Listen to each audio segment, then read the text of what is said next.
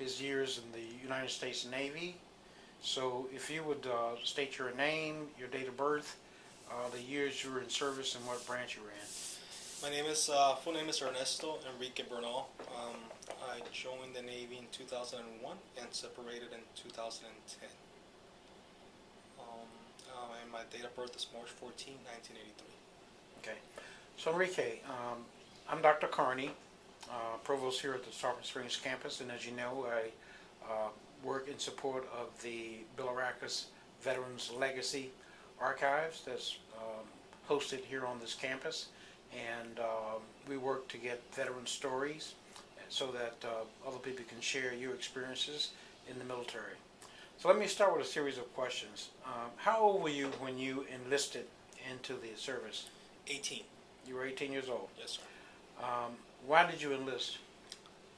Uh, I'm first generation American. I was born in Miami, but most of my Colombia is from most of my family is from Colombia. So my parents moved to Colombia when I was 5, and for 10 years I lived in Colombia, and I always kind of had in the back of my mind that I was going to come back to the U.S. And I think that passion I wanted to come back also led me into serving. I would watch movies and into the military. I was really patriotic over there in Colombia, and that got me into trouble sometimes. But from an early day on, I knew that I was going to end up joining the military. I want at any capacity whatsoever. I didn't know what, but once I got back in 1998 to the States, joined high school, and then as soon as I was done, I pretty much joined into the U.S. Navy. How did your family react with your enlistment into the Navy? I guess they were indifferent. I mean, they were happy for me. They were proud. They didn't really see it as a big thing. My uncle had joined the Army before, so I wasn't the first one joining the military. They just they just wanted the best for me, and at the time, I think that they knew that was it. And why did you choose the Navy? I was originally going to join the Marines, and the recruiter I was talking to got in trouble in my high school for selling drugs to students. The recruiter? Yeah, my Marine recruiter. The day that I found out, I went to his office, and the Marine office was closed, and that was the day I was supposed to sign in. And sure enough, a Navy guy comes out and starts talking to me and told me what happened. And the next thing you know, I created a report with him, and 2 weeks later, I joined the U.S. Navy. So it was kind of a fate, I guess. But I don't regret it. I don't regret it at all. Oh, fantastic. So you were intending to join the Marines, yes. But you wound up in the Navy. Describe your initial training experience. Where did you take your basic training, and describe that for us? Basic training was in Great Lakes, Illinois. I got there in August and finished in October, sometime in October. It was, to be honest with you, I didn't think it was difficult at all. Growing from being raised by Latino parents, you kind of get a little bit of a boot camp early on in life. So for me, I was able to go through the whole movements and waves pretty seamlessly. So it wasn't that bad for me. Then after that, we went to my A school, Air Crew School, and then this is after basic training. Yeah, after basic training, and then Rescue Swimmer School, which is where I ended my training portion of it. Let's come back to that. Now, so you, between basic training and your first assignment, you had to leave? Yes. What did you do during your leave? It was for Christmas break, and I came down to Tampa at that time to visit a friend, and then from here I went down to Miami for about 2 weeks, and I went to see my high school friends in uniform, of course.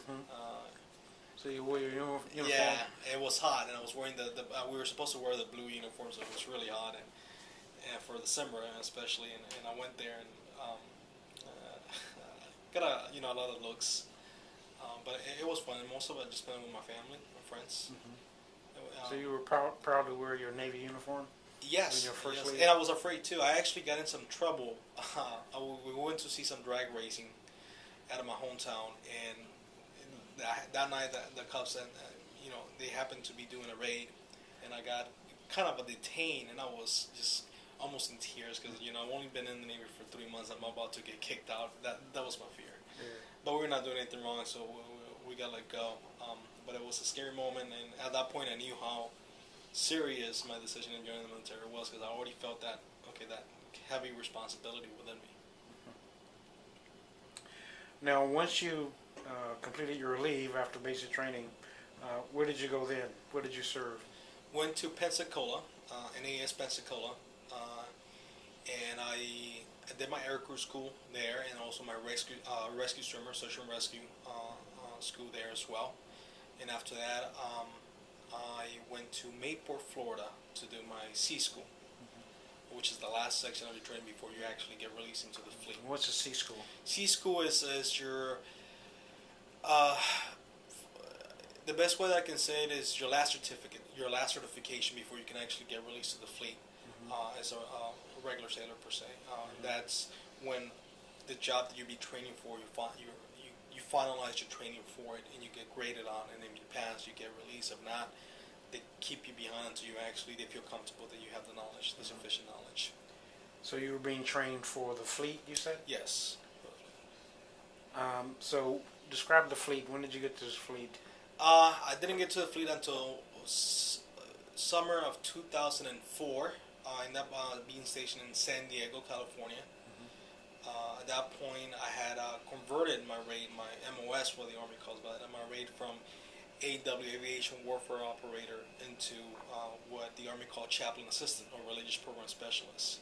I was attached to the USS Princeton, CG-59, and I was there from 2004 to fall of 2006, which at that point I separated from the military. Okay. The first time. The first time? Yeah. Oh, so during the first time, so you went from basic training to leave, then you went to special training. Florida, get some special training, and then you went to San Diego. And in those 2 years, I deployed to the Gulf once. It was an interesting deployment. I had a lot of fun. I had a lot of scares, a lot of fun. Describe that. Describe the scares and the fun. Well, but first of all, we lost some men at sea. This is the Gulf of where? Persian Gulf. Persian Gulf. Yeah. Now, was there conflict going on at the time? At that time, yeah, we were in the middle of the Iraq War, and fortunately, Iraq doesn't have a big navy, but we had a couple of bumps with the Iranian Navy, and it's so political. It's a chess game. They will come around, surround us, and just go around our ship, and our ship is way capable than theirs, but they were just trying to show force. And we just These Iranians. and we just stand there, just ignoring them as much as possible.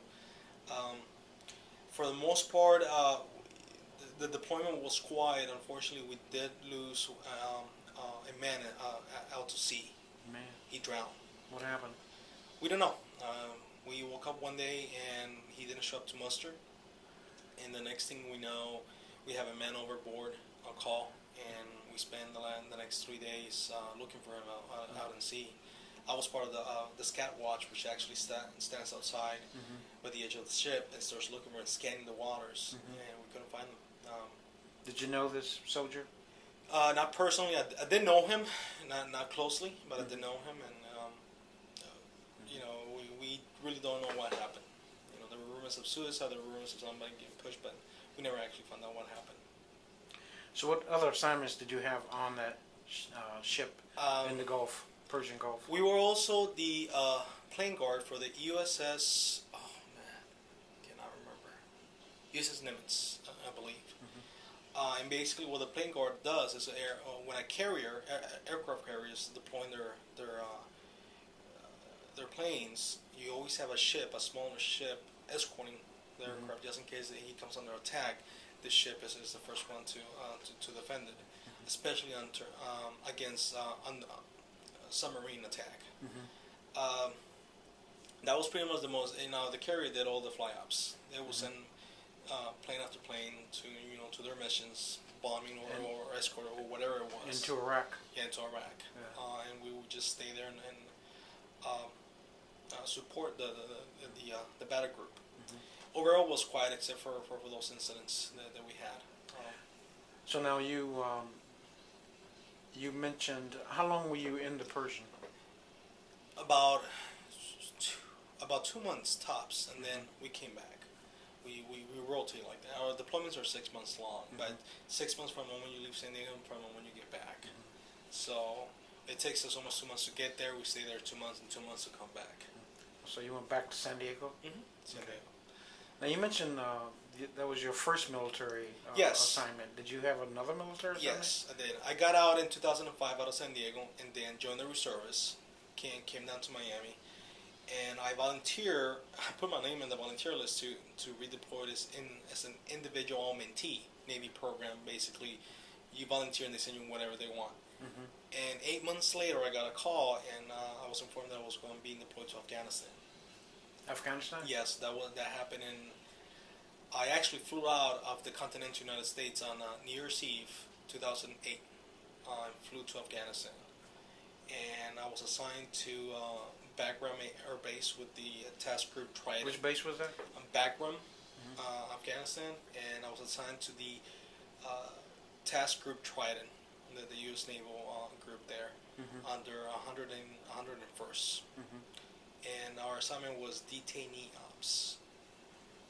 That's what Say we did. again? We were assigned to do detainee ops. Okay. And basically, in a nutshell, I was a prison guard. There are You're a prison guard for detainees. for Afghan soldiers.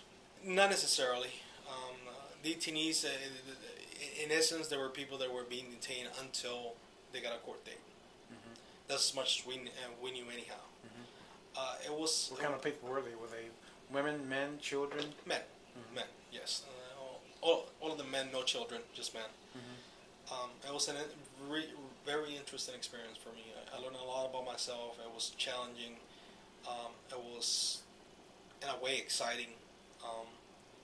What were the challenges? Well, when we got trained to go, we went to Fort Lewis before we actually left to Afghanistan to get trained. They didn't tell us what we were going to be doing. They just said we're going to be training you for detainee ops, but you're not going to know where you're going to go. You're not going to know what you're going to be doing exactly until you get there. So all of us Navy, most of us, it was our first deployment under infantry training. We got weapons training, combat training, and all that we got crammed within 3 months.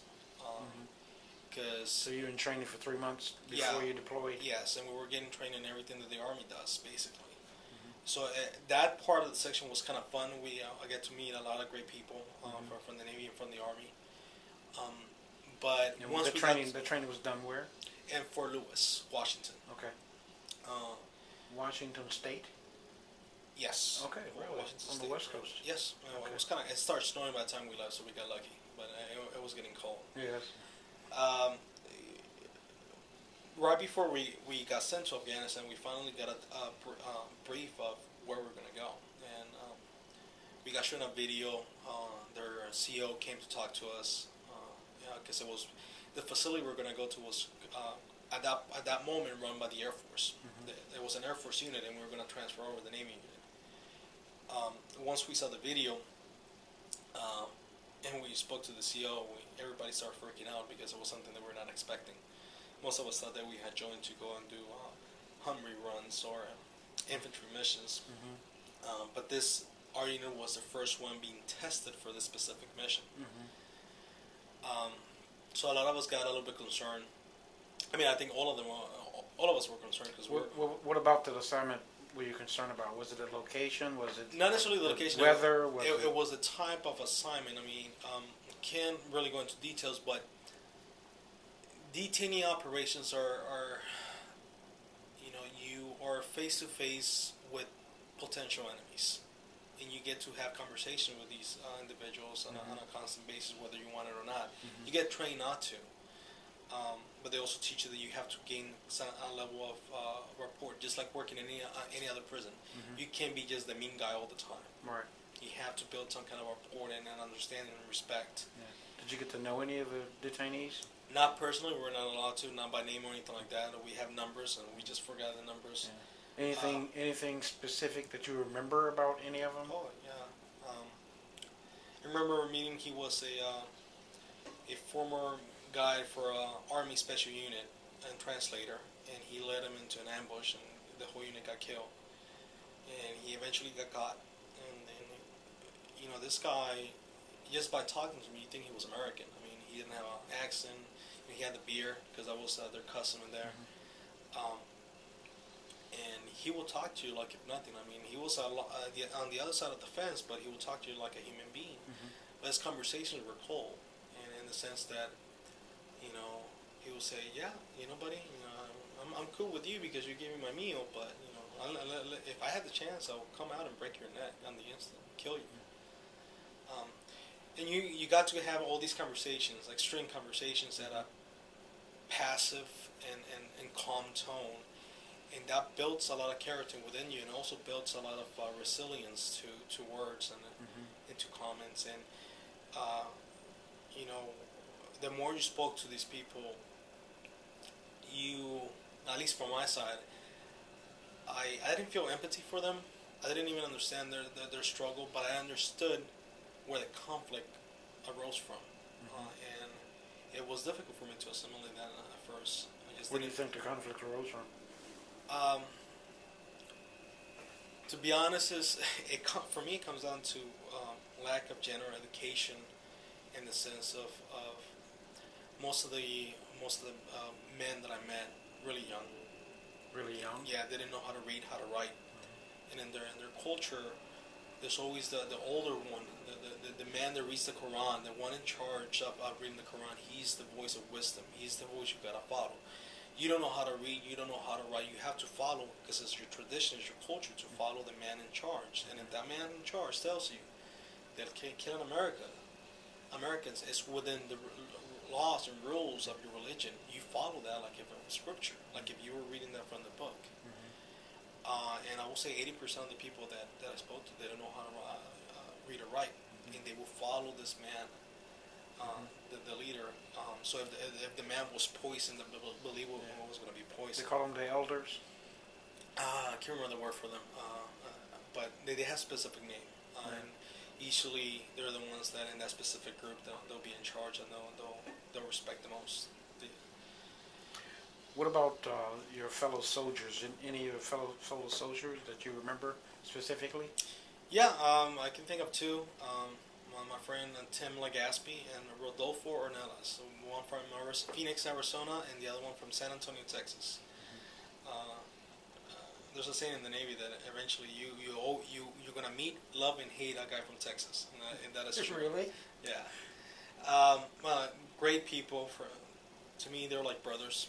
We only deployed around 8 months, and in that time, it was enough for us to create a bond that to this date is still going strong. Good.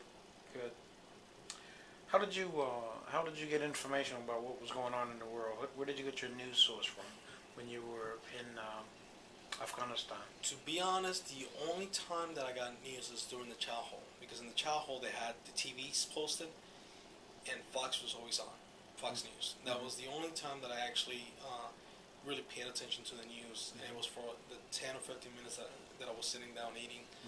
Besides that, we did have limited internet access at that point. Internet? Yeah, but besides that, I really kept myself kind of out of the loop for a while, except for family. I just didn't really care for that, thinking too much. I had too many things going in my head at that point, and I'm tired and working with the. How often did you speak with your family when you were deployed? I tried to make at least a weekly call. I did. I tried. It was only by calls. I didn't really send a lot of emails or letters. Fortunately, with the facility where I worked at, there were phone lines available that I could use. So I tried to keep in contact as much as possible. So you were in Afghanistan for 8 months? No, I was in Afghanistan until May 21st when I broke my leg. I finally broke my leg. You broke your leg? Yeah. We went every once in a while there was volunteers to go outside the base to escort certain individuals to certain locations. And this one day, finally I got picked, and it was a really exciting day. Flew back in. I felt really combat-like. It was really exciting. Um, but that whole mission took about almost 16 hours. By the time I got back, I was so excited, but until I actually literally relaxed, I was tired. My knees were buckling under me. But we had a tradition that after every single day when we got released from duty, we were going to play soccer or do something. And this one day I decided to go, and my friends like, no, we're too exhausted, and I was still wired the mission. And I decided to go play soccer, and I should have listened to my knees. Within 10 minutes of me playing, I took a wrong turn and snapped my fibula down to the middle. Oh my God! And I was in Germany within 48 hours. So they flew you to Germany? Germany, yeah, to stand by, and then I got flown to San Diego, and in San Diego I finally received my surgery. Where? In San Diego, California. So what I had happened there? to wait. No, I was there on medical leave until my leg recovered. And in the meanwhile, my buddies came back from the deployment. They finished the tour, and I was still there by the time they left. I was there in a year and a half in San Diego, and then after that, I finally Recovering separated. from a broken leg? Yeah. I separated from active duty, went back into the reserves, and in 2010, I finally signed up for the reserves, and that was it. You did what? In 2010, I finally separated from the reserves as well, Yeah. and I was done with my military service. How did you decide to separate? What was your thought process? Family.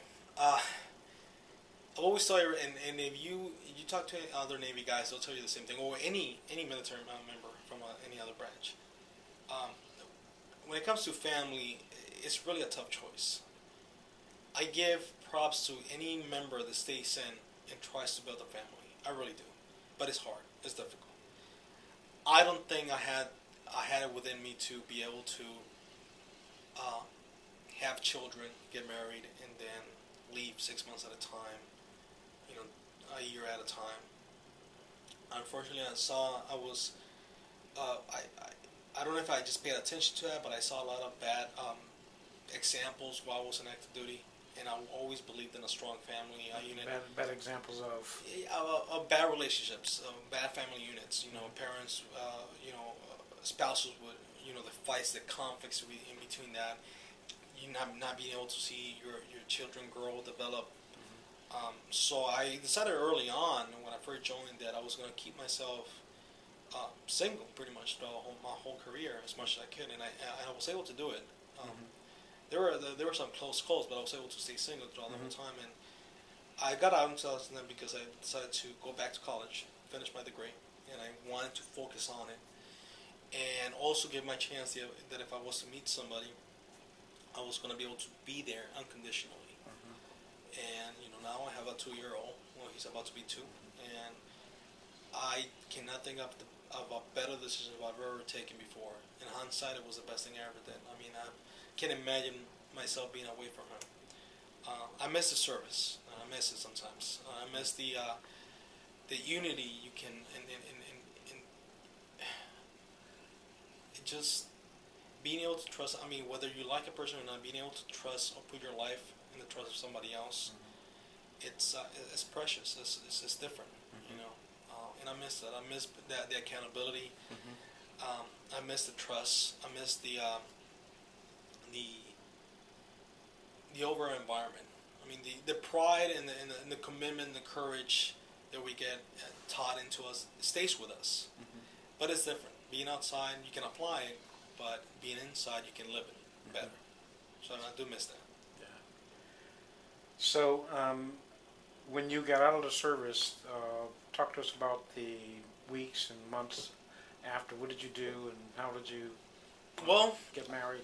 The first time I got out, it was a little bit tough on me because I didn't really have a plan in 2006 when I got out. I was kind of happy I got called back to Afghanistan. It happens a lot for what I heard. It happens a lot of veterans get out the first time and then go back in. But coming out the second time, I already had a plan. I already knew how difficult it was going to be, what I needed to take care of. I have learned from my first experience. So the first choice that I made was to move to the Tampa Bay area, not go back to Miami. So after I left San Diego, I went to Miami, picked up my stuff, and moved down here. I had a couple of friends that have visited a few years back, and I kind of liked the whole area. So I moved down here, and I enrolled myself in school immediately here at SBC. In 2004, 2009, I started my schooling as soon as I could. And I guess because school kept me focused, I was able to not lose control and not get scared again like I did the first time. And also able to organize myself better. And When did you meet your wife? well, we never actually got married. I met my son's mother in 2010. We dated we dated almost for 2 years. And then things didn't work out. But in the meanwhile, my son Malachi was born. And currently we split custody. So now when did you finish school? If everything goes well, I'm going to finish school in 3 weeks from now. Oh, really? My bachelor's degree. Oh, fantastic. Did you finish your AS degree? Yes, I finished my A in business here at SBC as well. What year? 2011. Summer of 2011. So you enrolled in 2009 and you finished in 2011? So Correct. You finished on time, on schedule. Pretty much. I just took 1 semester off, and that's when my son was a newborn. I took that 1 semester off to kind of help out. But after that, besides that, I've been in school almost full time, around that whole time. So yes, I'm done on schedule. So right now you're working for your bachelor's and you're also working full time. Yes, sir. Yes. Last question. What lessons about life did your service to our country teach you? Heavy question. Loaded question. The things that you carry into life from your service experiences. I honestly can say that because I was born here and I was raised in a different country, in a tough country, I always knew that I loved this country. But when I was younger, I didn't know why I loved it. And joining the military was, for me, at the time, it was a logical step for me. I figured that if I was to join and serve, I would probably understand. And I didn't. Now while I was in, I finally came to understand why I love this country and believe that way that we are after I got out. In my case specifically, being from Latino heritage, I've experienced racism from both sides of the fence. I experienced it when I was in Colombia for being an American. I experienced it here for having an accent, even though I was born here. But and after traveling to other countries while I was in the Navy deploying, I cannot find a better place to live in. And I think that the lesson that I learned was that we're not perfect. In a lot of things, we're not the best. But our spirit is the strongest one out there. We know what we believe in. We may talk the big game. But I know that if anything was to happen to us as a country, we will always come together. And we'll always fight. And I think that's the way that I explained to my father was we're the biggest bully with the biggest heart. They just don't know our heart yet. And I think it took me, once I got out and once I actually started paying attention more to the news and stuff like that, and after meeting the people that I met while I was in active duty, I couldn't be happier about being, an American. Not a Latin American, not a Hispanic American, an American. And the Navy helped me to get to that point. The military helped me, but I think the people that I met were the ones that helped me to get to that point, to my belief. Well, Enrique, I want to thank you for your service to this country, and I thank you for your time and for sharing your stories about your military service and experience and what it taught you, and expressing your love for America. Thank you very much. Thank you, Dr. Marty. Appreciate it. Appreciate it.